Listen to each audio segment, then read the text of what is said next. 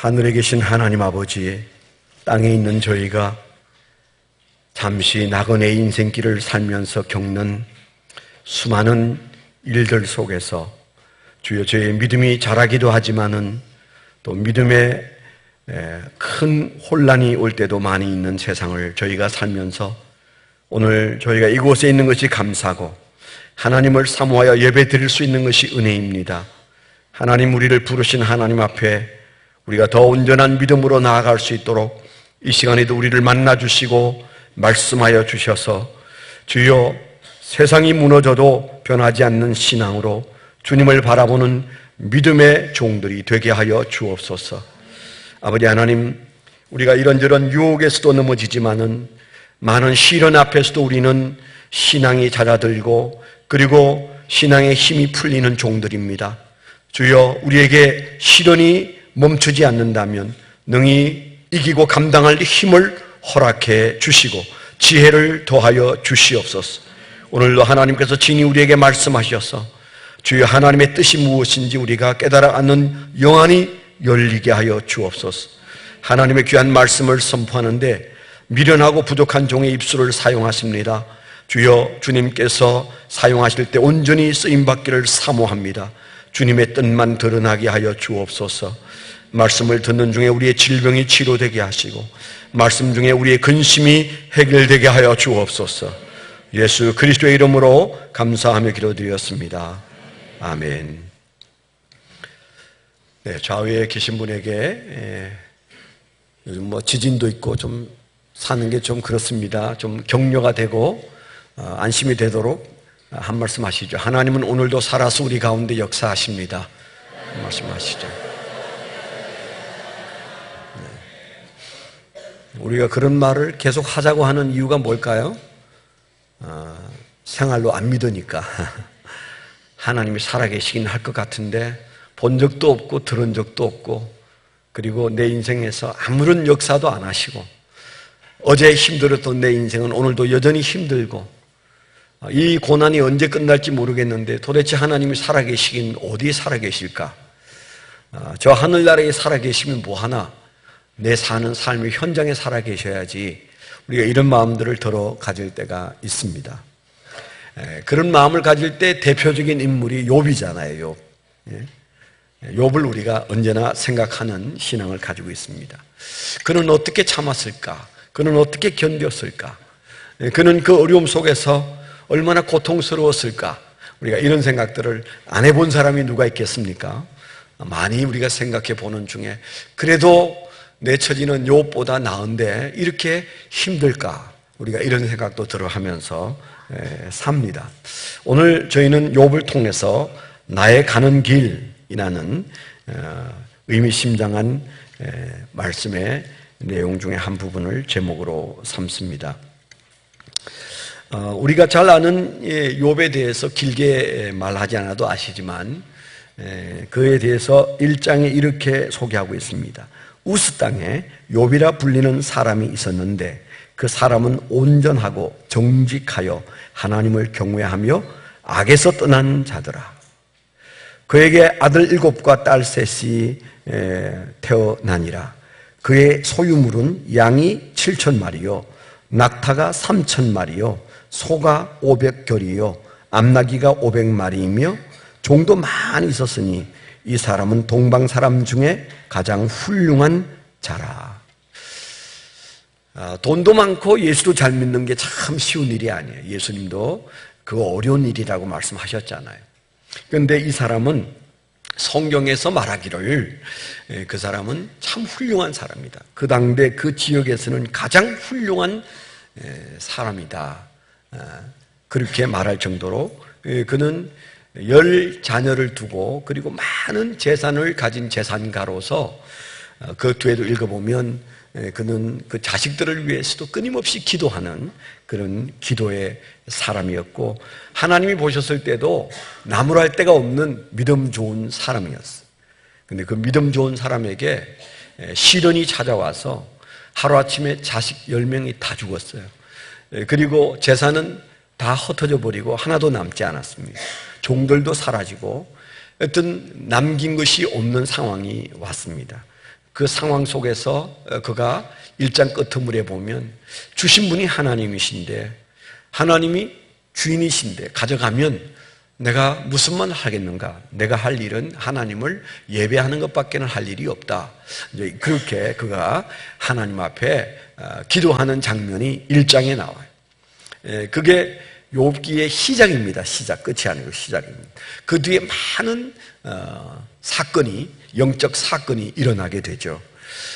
그런 사건이 있은 다음에 이제 선상에서 모종의 사건이 있고, 그래서 마치 지진이 여진이 오듯이, 뭐 여진 정도가 아니죠, 더 큰 강진이 오듯이 그 인생에 그 다음에 다시 불어닥친 고난이 뭐였습니까?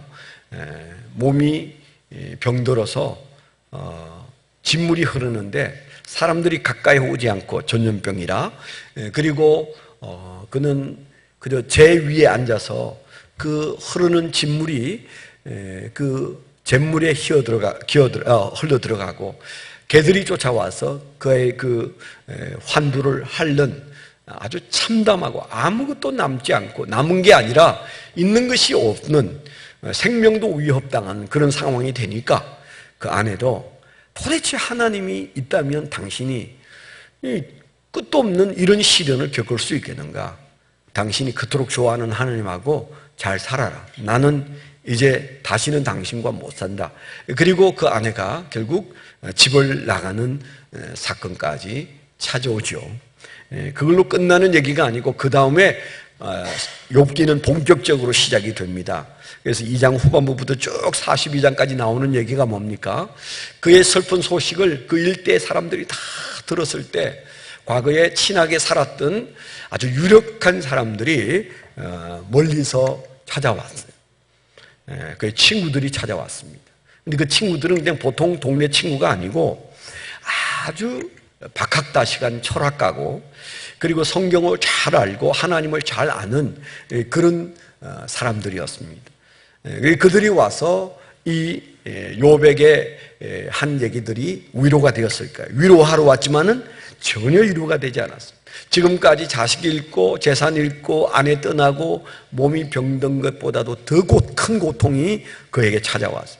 사람이 몸이 고달프고 그런 것보다 마음이 시끄러운 건 훨씬 더 어렵잖아요. 그때부터 욥은 마음이 시끄러워서 견딜 수가 없어요. 그런 상황이 계속되면서 그 친구들과 주고받는 얘기들이 계속 욥기를 형성하고 있습니다. 38장쯤에 가서 이제 하나님이 개입하시고, 그리고 그 문제가 해결되고, 그리고 그가 평화를 찾고 그 삶에 아주 놀라운 하나님의 위로를 경험하는 그런 얘기로 끝은 납니다. 그렇지만은 우리가 더러 고난 속에 살고 시련 속에 살기 때문에 종종 힘들 때마다 욥은 어떻게 견뎠을까? 욥의 고통이 내가 겪는 이런 고통이었을까? 근데 우리가 그런 생각들을 누구나 다 합니다. 오늘 말씀은 바로 그런 의미에서 욥을 통하여 하나님이 우리에게 지금 삶에 이런저런 문제와 염려와 근심이 있는 저와 여러분들에게 이 말씀을 오늘 해답으로 주십니다. 그 말씀에서 하나님의 응답을 발견하게 되기를 축원합니다. 우리가 욥의 고통에 대해서 잘 알지 못하지만, 그러나 오늘 우리가 읽은 23장을 중심으로 잠시 좀 욥의 고통을 좀 정리를 하면 한 세 가지로 정리할 수 있습니다. 욥은 뭐가 그렇게 힘들었는가? 욥이 힘들었던 것은, 첫째는 자기가 지금 겪고 있는 일, 겪어온 일들이 이해할 수가 없어서 아픈 거예요. 사람이 살아가면서 마음에 큰 끼고 있는 고통들이 들어있는데, 그건 사람에 대해서나 하나님에 대해서나 이해할 수 없는 어려움, 시련과 고통이 찾아올 때 그건 그 고통보다도 더 큰 마음의 심적 고통이 찾아와요. 욥은 우리가 아는 것처럼 그는 어느 날 벼락 맞은 것처럼 어려운 일을 겪게 됐잖아요. 그가 하나님을 의지하고 신뢰하고 나아가고 있는데도 자식을 하나도 건지지 못했습니다. 재산을 하나도 건지지 못했습니다. 자기 육신마저도 돌이킬 수 없는 질병으로 모든 사람들이 저거 저주받았다, 야, 저 사람 저주받은 거야, 그렇게 생각할 고통 속에 빠져 있잖아요. 도대체 내가 지금 겪어온 이 심각한 것이 도대체 뭔지 알 수가 없어요. 무엇 때문에 내가 이렇게 힘든지 그가 잘 알지 못하는 거죠. 그게 이제 부채질하는 게 그 친구들입니다. 그 친구들이 와서 우리 읽어보면 아주 정말 깊이 있는 사색이 있고 철학이 있는 그런 말들을 하고 있어요. 이 친구들이. 그런 거 보면 굉장한 철학자고 그리고 신앙도 굉장히 깊은 사람들이라고 그렇게 여겨지는 그런 사람이에요. 그런 사람들이에요. 그들이 온 목적은 위로하기 위해서 왔습니다. 그런데 그들이 와서 위로하는 얘기가 사실은 욥에게는 위로가 안 됩니다. 왜냐하면 그들이 말하고 있는 너가 이렇게 고통스러운 것은, 너가 이렇게 시련을 겪는 것은 이런 이유 때문이야. 그렇게 말을 하는데 그게 마음에 와서 닿지 않는 거예요. 그 마음에 그 말이 비수처럼 꽂히는 겁니다. 정말 그걸까? 그게 아닌데. 그런데 그 친구들이 한결같이 말하는 말의 핵심이 뭐예요? 인과응보예요. 아니 땐 굴뚝에 연기 나겠냐. 우리가 모르는 뭔가 너는 심각한 죄를 하나님에게 졌어. 그래서 너는 이런 시련을 겪고 있는 거야. 이 얘기가 들어맞을 수 있어요. 그들이 하는 말이 사람이 죄를 지으면 고통이 찾아온다. 그리고 하나님의 징계는 무섭다. 그런 얘기를 들을 때 죄가 있는 사람은 받아들여요. 예를 들어서 굉장히 큰 죄를 지어서 두려워하다가 경찰서 끌려가면 그때부터 웃는다잖아요. 이게 경험이 있는지 모르겠는데 큰 죄를 지어서 숨어서 한 3년 쫓아다니다가 숨어 다니다가 어느 날 경찰에 덜컥 잡혔어요. 근데 잡히고 수갑 차고 끌려갈 때부터 평안이 찾아온답니다. 그래서 웃는데요. 밥도 먹고 잠도 잘 자고 그렇게 된답니다. 이게 사람의 심리가 자기가 죄가 있는데 그 죄가 드러나면 평화가 오는데 욥은 그렇지 않았어요. 왜냐하면 내가 저 사람들이 말하는 저 말은 옳지만 내가 그런 죄를 지었나? 근데 자기 양심상 그런 죄를 지은 것 같지가 않습니다. 하나님도 그를 인정하는데 스스로 사람이 아무리 겸손해도 자기가 한 것 안 한 것 알잖아요. 내가 무슨 그런 죽을 죄를 하나님께 지은 것 같지가 않은데. 그런데 그들은 조목조목 따지면서 너 회개해야 돼. 그렇게 말하잖아요. 단순하게 그냥 22장에 지금 현재 23장에 있는 얘기는 22장에서 엘리바스가 한 말을 듣고 억장이 무너져서 너무 고통스러워서 도대체 저들이 말하는 그 이유가 맞는 걸까? 내가 하나님이 보응하셨어. 내가 지은 죄 때문에 하나님이 나를 이렇게 발가벗기고 이렇게 창피를 주고 이러는 걸까? 그런 질문에 대해서 그의 마음속에 꿈틀꿈틀 일어나는 생각이 뭐예요? 나는 그거 수긍할 수가 없다. 그 하나님이 나에게 그렇게 할 이유가 없는 것 같은데. 그러니까 속상한 거예요. 고통스러운 거예요. 근데 그 엘리바스가 뭐라고 말했습니까? 22장에 보면요. 22장 27절 보면 이런 말을 합니다. 바로 한 장만 넘기면 됩니다. 한 장 넘기세요.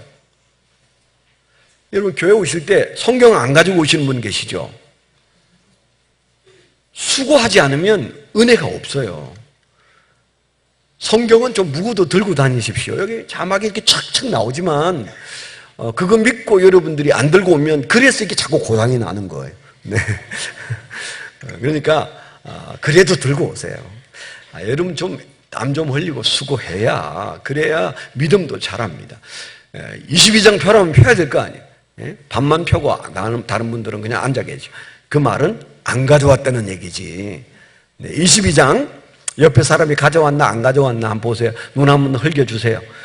성경도 안 들고 예수 믿으려고 하면 천당 어떻게 가려고 저러나 한번 그렇게 여러분 눈을 한번 흘겨주는 게 좋아요.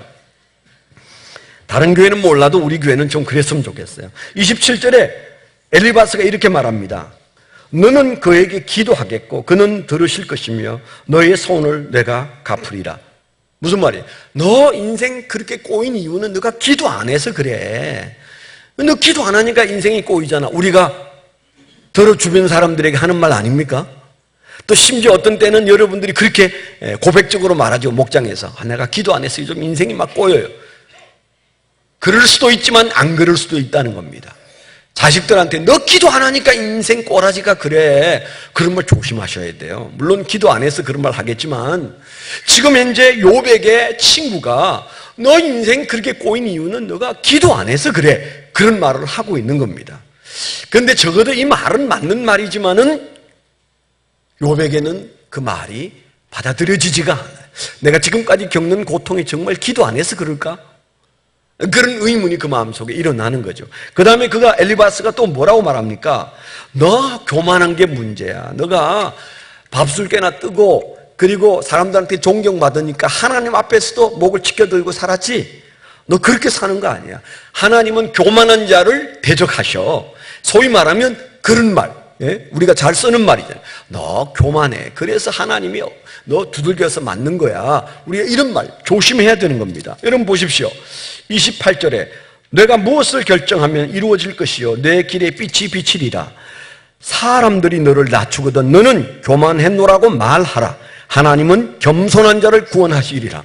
지금 현재 이 말은 참 맞는 말이에요. 이것만 갖다 놓으면 그렇게 좋은 말일 수 없어요. 그런데 지금 누구 보고 하는 말이에요? 욥 보고 너가 인생이 이렇게 꼬여서 힘든 거는 너가 하나님 앞에 교만한 때문이야. 너가 겸손해야 하나님이 너를 구원하실 텐데 넌 교만해. 그렇게 말하는 겁니다. 말은 맞지만 지금 욥에게 맞는 말일까? 너의 손을 깨끗게 하라. 그런 말도 해. 30절에 죄 없는 자가 아니라도 건지시는 분이 내 손이 깨끗함으로 말미암아 건지심을 받으리라. 뭐 하라는 거예요? 너 손 좀 씻어. 죄에 지은 손 좀 씻어. 이제 좀 손 씻고 좀 바로 살아. 그 얘기를 하는 거죠. 죄 지은 사람에게는 맞는 말입니다. 그런데 욥이 생각했을 때는 그래서 내 인생이 이렇게 꼬여서 내 자식 다 죽고 그리고 사업 다 날리고 그리고 나는 병들고 그리고 내 아내는 도망가고 이게 내가 회개 안 하고 내가 기도 안 하고 내가 교만하고 내가 손으로 더러운 죄를 지었기 때문에 내게 주어지는 일인가? 라고 생각하니까 더 아픈 거예요. 더 고통스러운 거예요. 우리가 참 말을 조심해야 합니다. 예수 믿는 사람들은 설교를 어찌나 열심히 들어서 그냥 척하면 삼천리예요. 그래서 성경에 있는 얘기를 거르지 않고 말하는데 자칫하면 듣는 사람에 따라 내가 정죄한 건 아닌데 듣는 사람이 정죄로 들을 수 있습니다. 오래전 얘기입니다. 여기 계신 분 얘기라 좀 미안한데 어느 날 저한테 와서 상담을 하셨어요. 우리 교인 중에 어떤 사람이 신방을 오셨대요. 지하에 살고 있는데 신방을 와서 아무개 집사님이 이렇게 오랫동안 지하에 사는 건 문제가 있어서 그래요. 그 문제를 회개하지 않으면 하나님 축복할 수 없고 회개하면 축복합니다. 그러니까 뭔가 죄가 있어서 지하에 산다고 얘기를 한 거예요. 예? 그럼 그렇게 열심히 또 신방까지 갔는지 몰라. 목사도 안 다니는 신방을. 그분이 간 다음에 이제 그 말이 마음이 아픈 거예요. 정말 내가 이렇게 못 살고 이렇게 힘들게 사는 게 정말 내가 죄가 많아서 그런가? 근데 그 말한 사람이 더 가난하면 괜찮아요. 예? 그분은 지하 2층에 살면 괜찮은데 그분은 지상의 아파트에 좋은 아파트에 살고 있는 사람이 와서 그렇게 말하니까 사람의 마음에 고통이 오는 거죠. 힘들어. 저한테 찾아와. 눈물을 흘리면서 저한테 얘기했어요. 나 이런 말을 들었는데 정말 내가 죄가 많아서 회개할 게 많아서 내가 지하에서 그렇게 헤매고 다니고 사는 건지 정말 알고 싶다 그랬어요. 여러분 우리가 하나님 앞에 죄를 지어서 하나님이 징계해서 우리가 지하 2층이나 지하 5층에 살 수 있어요. 살 수 있어요. 그런데 지하 사면 다 죄를 지어서 지하에 삽니까? 절대 다수는 그거하고 상관없어요. 물론 하나님이 훈련하실 수는 있지만 벌 주어서 지하에 사는 거는 그거는 생각해 봐야 돼요. 설사 그렇더라도 우리 입으로 그런 말을 목사도 안 하는 말인데 제가 여러분들에게 당신 곡고라지로 사는 건 죄를 지어서 그렇습니다. 이렇게 말한 적이 있어요? 말한 적 없어요. 말하고 싶은데 여기까지 올라와도 말 못합니다. 그런데 그렇게 용감하게 말을 해서 마음에 상처를 주어서 저한테 와서 그 얘기를 하길래 집사님 내가 분명히 말하는데 그래서 지하에 살 수 혹 있어요. 그렇지만은 집사님은 그래서 그 지하에 사는 거 아닙니다. 그냥 귀를 씻어요. 잊어버려. 괜찮아요. 하나님께서 좋게 하실 거예요. 주님만 바라봐요. 그래서 이제 눈물을 닦고 갔어요. 몇 년 후에 지상으로 올라왔어요. 지금은 지상 6층에 살고 있어. 자기 집에 잘 살고 있어. 그 무슨 얘기예요? 우리가 말을 조심해야 돼, 말을. 근데 지금 이제 엘리바스와 그 친구들이 욥에게 하는 말이 그 말만 딱 띄어서 들으면, 그래서 이제 그 친구 중에 한 사람이 한 말이 뭐예요? 너가 시작은 미약하였으나 장차는 창대케 되리라. 이 멋있는 말이죠. 우리 교회에서는 개업할 때 절대 그거 액자 안 들고 갑니다. 왜냐하면 그게 성경에 있는 말이지만은 그게 사실은 하나님이 동의하는 말이 아니에요. 그게 사도 바울의 입에서 나왔으면 괜찮은데 지금 하나님이 못마땅히 너가 위로하러 와서 그따위 소리 하고 있어? 그래서 주님이 별로 안 좋아하는 말씀이거든요. 그럼 우리가 성경에 있다고 야 좋은 말이다 야 이래가지고 성경 자세히 안 보면 사탄이 한 말도 좋은 말이 있어요. 누가 한 말인지를 꼭 챙겨서 여러분들이 은혜를 받아야 돼. 그런데 사실 그때 그 친구들이 한 말은 그에게는 상처 중에 상처였어. 그래서 우리가 예수 믿는 우리가 목장에서나 우리가 함께 살면서 나는 좋은 말로 성경에 있는 말을 했는데 뜻밖에도 누군가에게 상처를 주는 시험 들게 하는 그런 말이 될 수 있다는, 여기 이제 목자 목녀도 많이 계신데 여러분들의 말이 믿음 약한 어떤 사람에게는 돌이킬 수 없는 못이 되어서 마음에 탁 박힐 수 있어요. 그래서 참 우리는 말을 조심해야 되는데 여기 욥의 첫 번째 고통은 되어진 일들을 바라보고 있는데 이해가 안 되고 그것을 해석하는 사람들의 말이 너무 아팠어. 저 사람들은 나를 저렇게 보는구나. 인과응보로 보는구나. 내가 안 되는 것들이 모조리 내가 똑바로 안 살아서 그렇다고 말하는데 정말 그런 걸까? 그런 마음이 드니까 너무 힘들고 아픈 거예요. 우리가 살아가면서 더러 그런 일들이 굉장히 많습니다. 여러분, 우리가 한참 후대의 사람으로서 욥기를 잘 알잖아요. 여기 계신 분이 대부분이 다 욥기를 압니다. 그 욥의 친구들이 한 이 말이 맞습니까? 욥에게 해당하는 말입니까? 아닙니다. 그런 뜻이 아니에요. 사실은 그런 목적으로 주신 말씀이 전혀 아닙니다. 욥기 2장에 보면 욥이 전혀 알 수 없는 사건이 하늘나라에서 이루어지죠. 하늘나라에 어떤 일이 벌어졌습니까? 욥기 2장 1절에 보면 그게 이런 말씀이 나와요. 그냥 들으십시오. 안 찾아도 됩니다. 또 하루는 하나님의 아들들이, 이제 천사를 말합니다.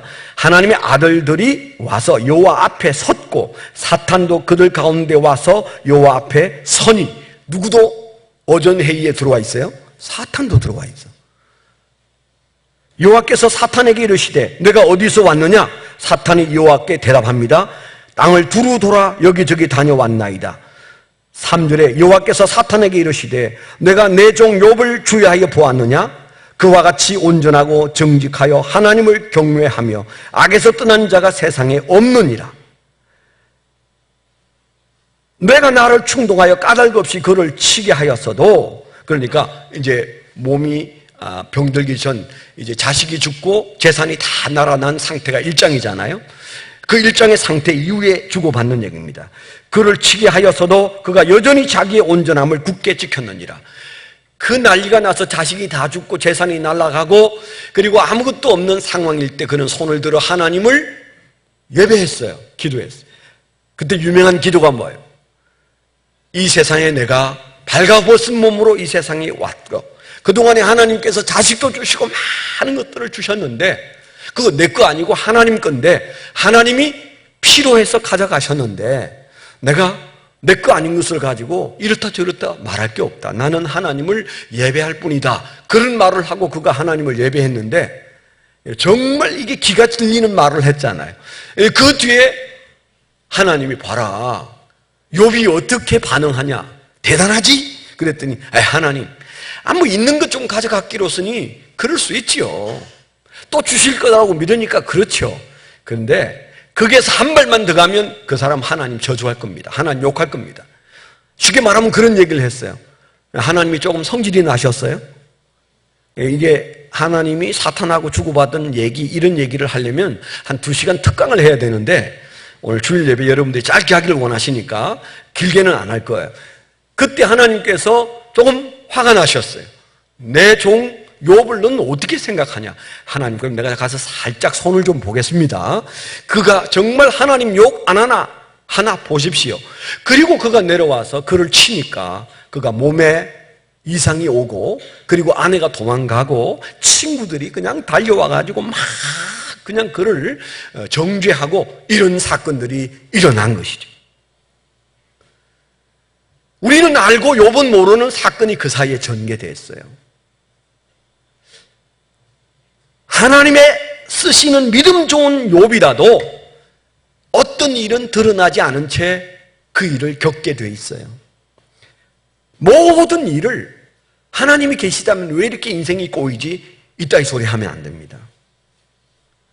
꼬이면 꼬일수록, 힘들면 힘들수록, 고통스러우면 고통스러울수록 하나님은 반드시 보상하시는 줄 믿습니다. 내가 조금 힘들고 많이 은혜 받으면 그게 우리가 아이가 아닌 바에야 그걸 싫어할 이유가 없지 않습니까? 그 어려운 공부를 왜 시킵니까? 잠시 후에 이 고통은 쓰지만 달게 될 거라는 사실 때문에 아이가 모르는 것을 우리는 열심히 공부시켜서 그 아이들을 주리를 틀어서 전 세계에서 오바마 대통령도 칭찬하는 부모님들이 여기 앉아 계시잖아요.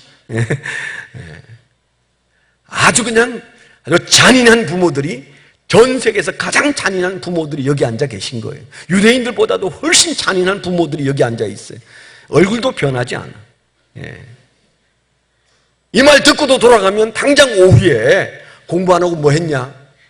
엄마 교회 갔다 온 사이에 뭐 했냐고 그렇게 여러분들이 또 추덜할지도 몰라요. 제발 그렇게 살지 마요. 그런데 우리가 이 말씀 앞에서 우리가 꼭 알고 지나가야 할 것이, 욥이 다 알고 살아간 게 아니에요.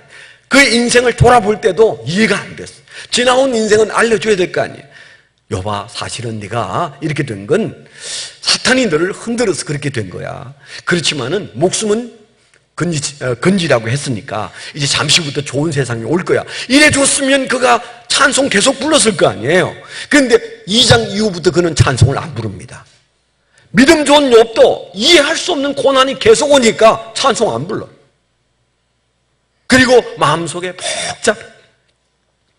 근데 그 복잡한 속내를 성경에 드러내기를 뭐라고 했습니까? 이상하다. 이해가 안 된다. 그래서 너무 힘들다. 그 얘기를 계속 하고 있는 거예요. 친구들은 계속 뭐라고요? 아니야, 너 죄가 심각해. 그럴 때마다 빗으로 찌르는 것처럼 아프고 힘든데 하나님은 침묵하세요. 우리 인생에도 똑같은 크기는 아닐지 몰라도 지나간 인생에서 지금 현재 우리 뒤를 돌아보면 내 인생이 왜 이렇게 가시밭길일까?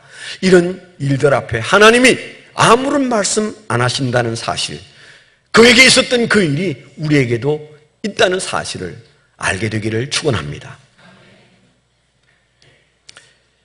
두 번째 욥의 고통이 있어요. 성경의 두 번째 욥의 고통은 살아온 것도 이해가 안 되지만 앞으로 나아가는 길도 할 수가 없어요. 오리무중해. 내가 지금까지 살아온 인생의 이 척박한 일들, 상상할 수 없는 이 상처, 이 고통, 이 수 없는 것들을 다 잃어버리고 지금 잿더미 위에 앉아있는 이것도 이해가 안 되지만 앞으로 무슨 일이 다가올지, 내가 앞으로 어떻게 살아가야 할지, 나의 가야 할 길에 대해서 아무런 해답이 없습니다. 우리는 그래도 조금씩은 보이잖아요. 조금씩은 보이지 않습니까? 저도 은퇴를 앞에 놓고 내가 조기 은퇴를 하면 하나님 앞에서 어떻게 살아야 되나, 주님 보여주세요. 그러면서 보여준 것인지 아닌지는 몰라도 이렇게 살아라는 얘기인 것 같다. 그래서 나름대로 앞이 조금씩 보여요. 여러분도 나름대로 살아온 만큼, 수고한 만큼 앞이 조금씩 보이잖아요. 그런데 욥은 뭐 때문에 힘들어해요? 안 보인다고 말합니다. 오늘 말씀에 뭐라고 그랬어요? 그러나 내가 가는 길을 그가 아시나니. 그가 아신다는 말은 뭐예요? 나는 모른다. 모르는 겁니다. 그 앞에 우리가 읽지는 않겠습니다만은 그의 심각한 고통은 뭔가 하면 지금 내가 앞에 뭔가 아무것도 안 보인다는 사실이 그에게 굉장한 고통이에요. 모든 사람은 지나온 인생의 고통보다 앞이 안 보일 때가 더 힘들어요. 여러분, 사람이 자살을 하는데 대한민국이 이제 OECD 국가 중에 자살률이 제일 높다고 그러지 않습니까? 요즘 막 예수 믿는 사람들 막 자살해요. 근데 자살하는 사람들이 왜 자살할까요? 자살하는 사람의 가장 큰 특징은 앞이 보이지 않아서 자살합니다. 지나온 과거가 쓰리고 아프고 지금 현재가 힘들어서 자살하는 게 아니에요. 그 힘든 것은 그런 대로 견딜 수 있는데 내일 좋아질까? 1년 후에 좋아질까? 그렇게 생각했을 때 1년 후에 좋아질 것 같지가 않아. 이런 마음이 싹 찾아오면 살고 싶지 않은 거죠. 그러니까 모든 사람들이 가장 극단적인 결정을 하는 큰 이유가 뭡니까? 내일이 안 보인다. 부부 사이에 이혼이 왜 일어납니까? 오늘까지는 살아요. 힘들어도 살아요. 등을 돌리고도 살아요. 그런데 내일까지 이렇게 살아야 될 것 같다. 1년 후에도 달라질 게 없어. 10년 후에도 안 바뀌어. 이런 생각이 딱 들면 인내가 갑자기 사라져요. 이런 마음이 들면 못 참아요. 이게 인간인데 욥이 지금 그런 상태에 있다. 그런 얘기를 하는 거잖아요. 우리는 한치 앞을 내다보지 못하고 삽니다. 내일을 알 수 있으면 좋겠는데 알 수가 없어. 나의 가는 길을 내가 몰라요. 믿음이 좋아도 모릅니다. 믿음이 좋은 사람은 안다고 생각하지 마세요. 믿음이 아주 좋은 사람은 하나님이 특별히 앞으로 되어질 일을 보여주셨다. 그 거짓말 믿지 마세요. 그래서 이단 되는 겁니다. 사람은 끌고 모아요. 나는 본다, 나는 듣는다. 그래가지고 사람들을 미혹해요. 아닙니다. 하나님이 욥에게 안 보여주셨어요. 하물며 우리같이 사는 인간에게 다 보여주고 걱정하지 마. 그렇게 하실까요? 아니에요. 안 보여주셔. 언제 주님이 재림하실지 우리는 재림하실지 몰라요. 근데 참 불행한 것은요, 전 세계에서 내일을 가장 알고 싶은 사람들이 대한민국 사람이에요. 궁금해. 그건 시련이 많아서 그런 것도 있지만은 우리는 반만년 역사 속에 우리가 가지고 있는 이 무당기질이 그래요. 무당기질이. 무당적인 정신이 우리 마음 속에, 우리의 삶 속에, 우리의 환경 속에 들어와 있어요. 그래서 지금은 뭐 국가도 막 점치고 야단 법석이 그 시끄러운 영화관에서도 점쟁이들이 앉아서 점치더라고. 그래서 전 세계에서 점을 좋아하고 점을 많이 치고 어떤 미래에 대한 궁금증이 많은 나라가 우리나라고, 그래서요 우리나라에 있는 이단들은 전부 다 예언합니다. 저는 예언 못합니다. 예언하는 사람 소개해달라면 소개해드릴 수는 있어요. 그런데 그래서 달라질 게 없어요. 그래가지고는 오히려 더 여러분의 인생길이 혼란스러워요. 그냥 이렇게 믿어야 돼요. 아멘? 욥에게 안 보여줬다니까. 안 보여줬어. 앞으로 될 일을 안 보여줬어. 그래서요, 일본 사람들은 오만 신을 섬깁니다. 왠가 하면 보호를 요청해요. 그런데 우리는 어떤 신이든 그 신에게 비나이다 비나이다 해가지고 보호가 아니고 내일을 알게 해주세요. 내일을 알게 해주세요. 그러니까 우리는 점치는 백성이에요. 일본 사람들은 신에게 자기의 신분을, 자기의 그 신변을 보호해달라고 하는 보호의 신을 다 가지고 있어요. 우리는 아주 영통한 그런 점쟁이를 다 끼고 사는 그런 백성이에요. 교회도 그물이 들어옵니다. 그래서요, 우리가 조심해야 될 것은 알아도 달라질 것이 없고, 그저 우리가 몰랐던 욥처럼 고통스러워도 그 길을 가야 하도록 하나님께서 우리에게 만드셨다면 그것을 우리가 받아들여야 될 줄 믿습니다. 우리가 경주에서 지금 지진이 나서 400 몇십 회 지금 지진이 여진이 있어가지고 참 힘들다고 그래요. 근데 사실 그분들의 가장 지금 현재 안타까운 마음은 교회에서 예배드리는 분들의 마음 속에 주여 예배 시간에 지진이 안 일어나게 해주세요. 마음과 함께.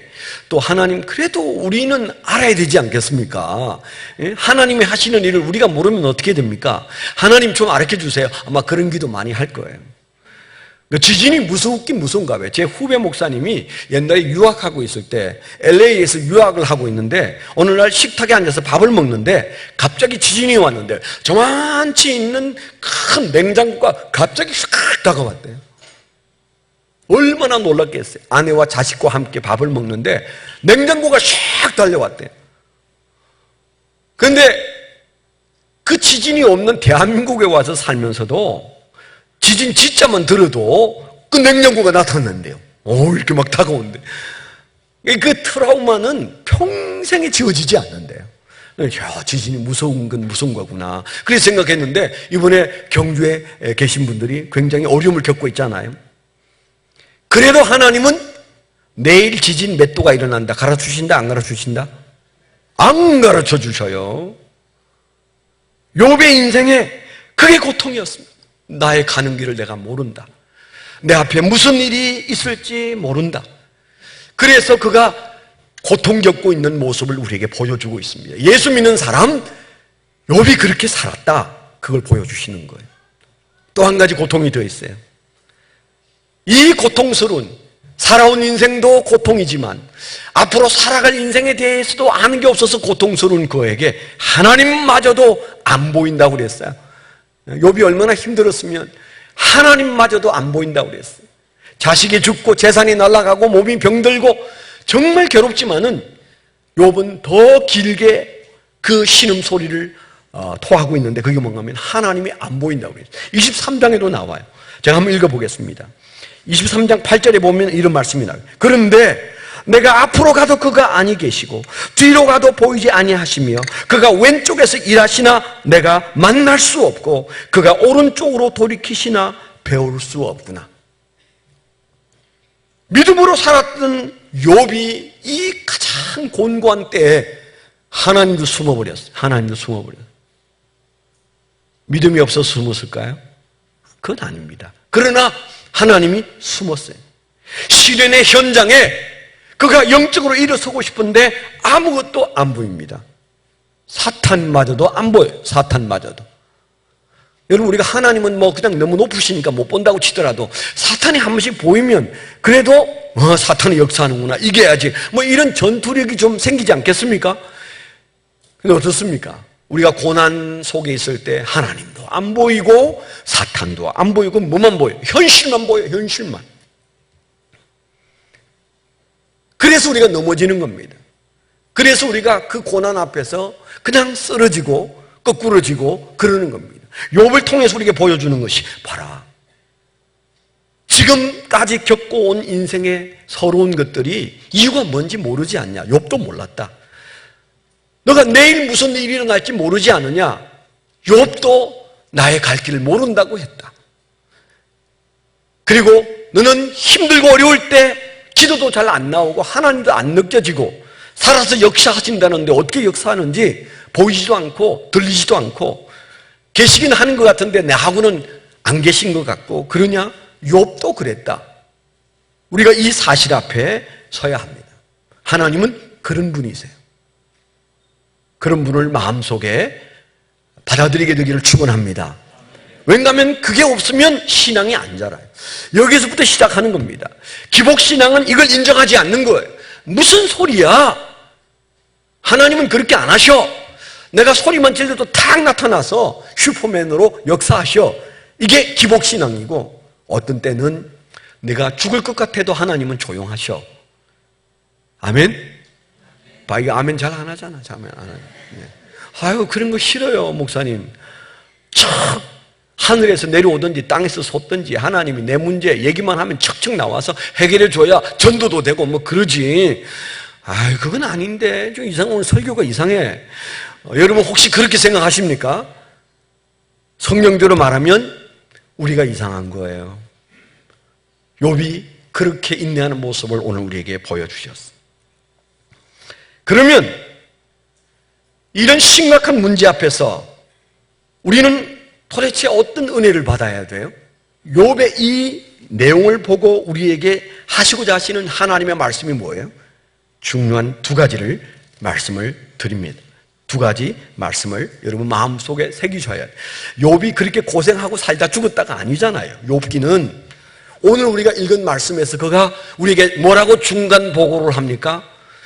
지나온 일들도 이해가 안 되고 내일에 대해서 한 치 앞도 안 보이고 그리고 하나님도 안 느껴지는데 그때 내가 그 환경 속에서 내 이 시련의 골짜기에서 내가 어떻게 나왔는지 아느냐? 두 가지예요, 두 가지. 오늘 10절에 두 가지가 들어있어요. 첫째는 뭔가 하면 하나님이 나의 가는 길을 나 대신에 아신다. 하나님이 나의 길을 아신다. 아멘.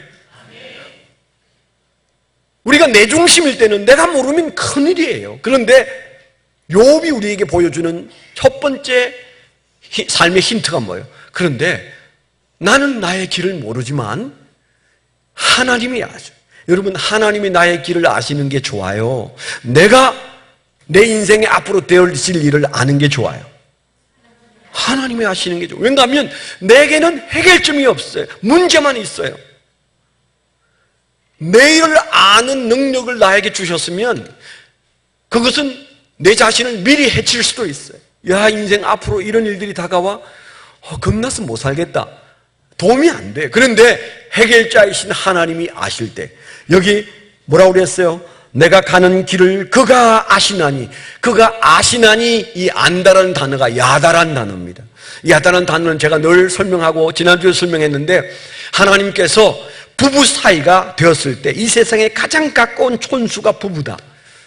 아내와 남편이 아는 그 알미 야다다, 그렇게 말씀하시고, 내가 너희를 안다고 할 때 그때 하나님이 사랑하는 백성을 향하여 내가 너를 야다한다 그랬어요.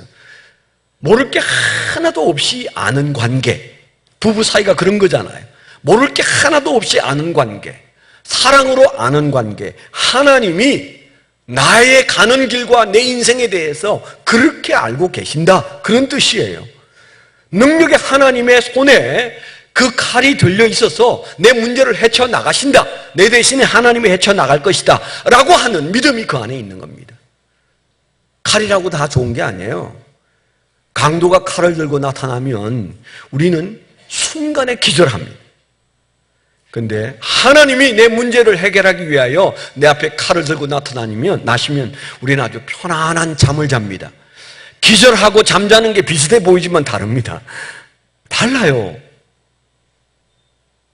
하나님이 내 인생의 문제를 해결하기 위하여 하나님이 다 알고 계산하고 계시다.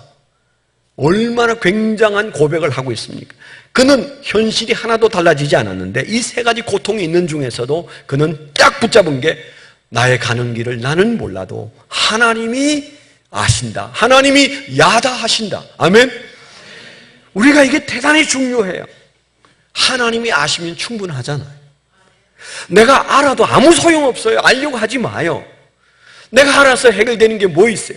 점쟁이가 남의 것 알아봐줘가지고 그 인생이 잘 됩니까? 점쳐서 잘된 일이 있어요? 없어요. 안다고 해결되는 게 아니에요. 잠시 불을 끄는 것 같지만은 더 큰 불 앞에 서게 돼 있어요. 몰라도 돼. 그런데 하나님만 아시면 됩니다. 나는 몰라도 돼. 내 하나님이 아시오. 우리가 이런 믿음으로 하나님이 아신다, 나의 가는 길을 하나님이 아신다, 이런 욥의 고백이 우리 입술에서 일어나게 되기를 축원합니다. 두 번째는요, 욥은 하나님이 아실 뿐만 아니고 하실 일도 알았습니다. 하나님이 어떻게 하실지에 대한 그런 확신이 있었어요. 내 인생길 몰라요. 무슨 일이 일어날지 몰라요. 그러나 하나님은 알아요. 하나님이 내 가는 길을 아시고, 그리고 하나님이 뭐예요? 내 인생길에서 나를 황금으로 만든다. 오늘 말씀이 그랬잖아요. 내가 가는 길을 그가 아시나니 그는 나를 단련하신 후에는 내가 순금같이 되어 나오리라. 옛날 버전은 정금같이 나오리라, 그렇게 말씀하셨어요. 무슨 말입니까? 단련한 후에 정금이 된다는 말은 단련하기 전에 나는 뭐예요? 돌멩이. 바위덩어리. 나라는 존재는 그저 약간의 금이 그 속에 들어가 있지만은 그저 돌멩이에 지나지 않는데, 하나님이 이 시련 가운데 하시는 일은 나를 용광로에 집어넣어서 7번 단련하는 가운데 거기에서 나를 뭘로 만들어요? 황금으로 만들어요. 황금 얘기를 하는데도 주무시는 분이 계세요. 돈하고는 담사한 분이네요. 네. 황금이 나온다고, 황금이. 그냥 나오는 게 아니고 내가 황금이, 돌멩이가 황금이 되는 역사가 어디에서 일어나요? 이 시련 가운데 일어난다고 말합니다. 대단한 고백이잖아요. 난 모른다. 내 인생 앞으로 어떻게 할지 모르지만 분명한 것은 하나님이 나를 아시고 하나님이 나를 붙잡고 계셔서 그 하나님이 나를 어떻게 해요? 돌멩이인 나를 황금으로 만드실 것이다. 그의 대단한 마음, 돌멩이가 황금이 된다는 이 사고가 그 마음속에 딱 있었어요. 그래서 그 시련을 보는 눈이 달라졌습니다. 그 뒤에도 보면 14절에 이런 말씀이 나와요. 그런즉 내가 내게 작정하신 것을 이루실 것이라. 이런 일이 그에게 많이 있느니라. 지금 살아가는 문제가 하나도 눈에 안 들어오고 안 보이는데 하나님에 대해서는 알아요. 하나님에 대해서. 내 인생은 몰라. 그런데 하나님이 어떻다는 분이에요? 내게 작정하신 것, 그것을 이루시는 분인데 이런 일이 그에게 많이 있느니라. 하나님에게는 늘 있는 일이다. 할렐루야. 이 시련이 나를 황금으로 만드는 일, 그 일은 하나님의 작정 속에 있고 그런 일은 내게 지금까지 하나님은 그런 일을 많이 행하셨다. 보증되어 있다. 그래서 내게 일어나는 이 일에 대해서 나는 이건 붙잡을 거야. 황금이 되는 길, 돌멩이가 황금이 되는 이 시련, 우리가 부족해서 생긴 문제든 어떤 문제든 그렇게 된다고 말하잖아요. 대단한 얘기입니다. 이번 주중에 우리가 큐티하는 날, 어느 날 야고보서 1장에 나오는 말씀이 참 전 은혜가 됐어요. 그게 보니까 우리에게 시련이 오거든 온전히 기뻐하라, 그런 말씀이 나와요. 제가 그 성경이 세번역에는 뭘로 되어 있나 봤더니 깜짝 놀랐어요. 여러 가지 시험에 빠질 때 그것을 더할 나위 없는 기쁨으로 생각하라 그랬어요. 예? 온전히 기뻐하라를 세번역에서는 더할 나위 없이 기뻐하라 그랬어요. 더할 나위 없는 기쁨은 어떤 기쁨입니까? 로또를 받았을 때 더할 나위 없는 기쁨이에요. 이상은 없다. 이상은 이보다 더 좋을 수는 없다. 뭘 보고? 내 인생에 시련이 닥쳐왔을 때. 야고보 사도가 우리에게 하신 말씀이에요. 누구에게나 우리는 작고 큰 시련이 오고 가고 계속 우리 인생을 괴롭힙니다. 그럴 때마다 욥을 생각하세요. 욥은 뭐라고 그랬다고 그랬어요? 이건 돌멩이인 나를 황금으로 만드시는, 나는 몰라도 그분이 아시는 작정된 길을 내가 가고 있는데 이런 일은 하나님에게 다반사다. 그리고 뛸 듯이 기뻐해야 된다. 더할 나위 없는 기쁨으로 여기면 된다. 성경이 분명히 우리에게 그렇게 말씀하시고 있으세요. 이 말은 한마디로 요약하면 이런 말입니다. 욥은 나는 모르는데 하나님이 아시고 그분이 작정하신 대로 나를 돌멩이를 황금으로 만든다는 말은 나는 하나님이 아니다. 나의 하나님은 그 하나님이시다. 나는 하나님이 아니다. 그 얘기를 하고 있는 거예요. 여러분, 우리가 냉정하게 보세요. 이 시련 앞에 그가 그 시련을 이겨내는 것은 내가 내 주인이고 내가 내 인생을 마음대로 할 수 있는 권리가 있는 사람이고, 그랬다면 그는 절대 이 말씀을 붙들고 있을 수 없는 사람이에요. 어떤 사람만 나는 하나님이 아니다, 이런 신앙을 가진 사람만 욥의 길을 걸을 수 있습니다. 아멘. 그 말은 무슨 말인가 하면 우리가 살아가면서 종종 내가 하나님이 될 때가 많아요. 에덴 동산에 하와 아담만 한 일이 아닙니다. 우리는 자세히 들여다보세요. 내가 하나님 노릇할 때가 너무 많아요. 욥처럼 나의 가는 길을 내가 아닌 하나님이 안다는 말은 내가 하나님이 아니라는 말이고, 그러니까 당연히 하나님을 바라봐야 되잖아요. 그래야 현실의 문제가 풀립니다. 욥이 그래서 그 문제를 풀었습니다. 얘기 하나 하고 마치겠습니다. 어느 날 토요일 날 오후에 모처럼 회사를 쉬니까 소파에 누워서 잠을 청하고 있는 아빠에게 5살짜리 아들이 와서 아빠 놀아줘 그랬어요. 이게 잠을 자고 싶은데 아이가 놀아달라니까 이게 보통 골치 아픈 일이 아닙니다. 이거 어떻게 띄어내나 그랬는데, 조금 전에 보던 신문이 방바닥에 펼쳐져 있는데 한 페이지 가득 세계 지도가 이렇게 펼쳐져 있고 뭐 이렇게 광고 비슷한 게 나와 있어요. 번뜩 하고 생각해. 우리 아들이 좋아하는 게 퍼즐 맞추기인데, 내가 이거 퍼즐을 한번 만들어 봐야 되겠다. 그래가지고 그걸 쭉 찢어서 퍼즐을 만들었어요. 50조각을 만들었어요. 그리고 이리 와봐. 네 방에 가서 퍼즐 맞추기를 해. 50조각을 가지고 네가 이 세계지도 퍼즐을 맞추면 내가 너한테 상을 줄게. 그렇게 말하고 이제 방에 밀어넣고 소파에 와서 저놈이 저거 맞히는데 1시간도 더 걸릴 거야. 그래서 1시간 동안은 내가 편히 쉴 수 있겠다. 잠을 청했어. 15분도 채 안 됐는데 아들이 왔습니다. 아빠, 상. 왜? 그랬더니 다 맞췄어. 야, 임마, 그거 어떻게 맞추냐? 그랬더니 맞췄어요. 가봐요. 가보니까 딱 맞춰놨어. 세계 지도가 빈틈없이 딱 맞춰져 있어. 이게 무슨 일이 벌어졌나? 도대체 어떻게 된 거야? 그랬더니 아들이 웃으면서 하는 말이, 아빠, 내가 이거 50조각을 가지고 막 이렇게 펴놓고 이렇게 보는 거 보니까 언뜻 보니까 뒤편에 칼라로 된 광고가 있는데 아마 어떤 탤런트 얼굴이 쫙 그게 아마 있었던 모양. 이게 뭐야? 칼라로 돼 있네? 그래서 그 칼라를 뒤집어 가지고 칼라를 맞추니까 금방 얼굴이 탁 나왔어. 그걸 다시 다 뒤집어 놓으니까 100% 정확하게 세계 지도가 나와. 15분 걸렸어. 여러분, 우리 앞에 있는 인생은 퍼즐처럼 마구 흩어져 있고 이리 맞춰도 안 되고 저리 맞춰도 안 돼요.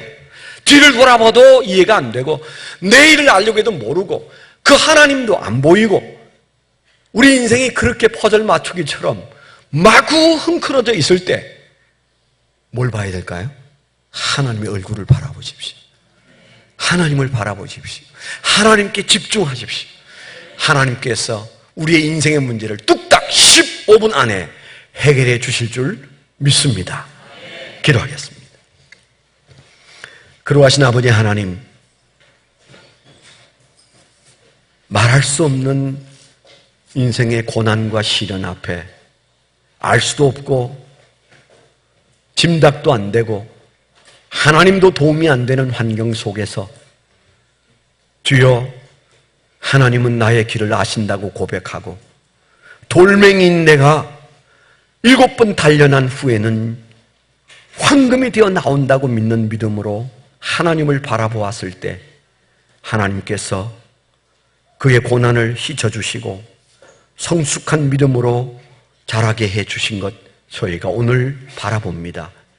주여, 시련 앞에 씨름하는 주의 종들을 일으켜 세워주셔서 욥의 믿음이 우리 안에 일어나게 하시고 욥의 지혜가 우리 안에 일어나게 하여 주시옵소서.